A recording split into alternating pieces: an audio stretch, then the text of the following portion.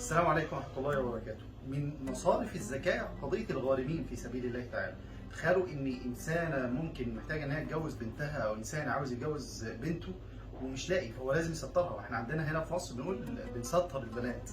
من باب حتى اللي أنا واجب عليا إن أنا أجوزها، ومن ستر مسلما يا أخي ستراه الله في الدنيا والآخرة. لكن تبقى الإشكالية، بيسطر البنت ويبدأ يستلف من هنا ومن هنا ومن هنا، ويبقى عايش في هم. وسيدنا النبي لما دخل على احد الصحابه قال: ما لك ابا امامه؟ فشكى له الهم اللي هو الديون.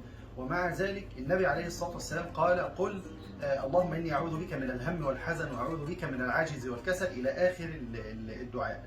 طيب احنا عندنا ناس غارمين، مش يا جماعه ان الواجب وانا بطلع الزكاه، احنا دايما على طول نقول فقراء ومساكين، فقراء ومساكين، فقراء. دول من ضمن الفقراء، دول من ضمن المساكين اللي هو واجب علينا اللي احنا نعطيهم الزكاه.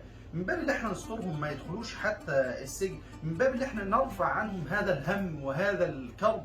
وانا عاوز اقول لكم والله في عون العبد ما كان العبد في عون اخيه. مؤسسه فذكر حقيقه بتقوم بجهد جبار بفضل الله تعالى. وقضيه الغارمين عندها ناس كتيره، عندنا في لسته كتيره من الغارمين في سبيل الله تبارك وتعالى، من الغارمين ومحتاجين اللي هم يبداوا يسددوا عنهم عشان يشيلوا الهم، يرفعوا هذا الكرب. وانا عاوز اقول دي يا جماعه والله من احب الاعمال الى الله تبارك وتعالى، اللي هو سرور تدخله على مسلم.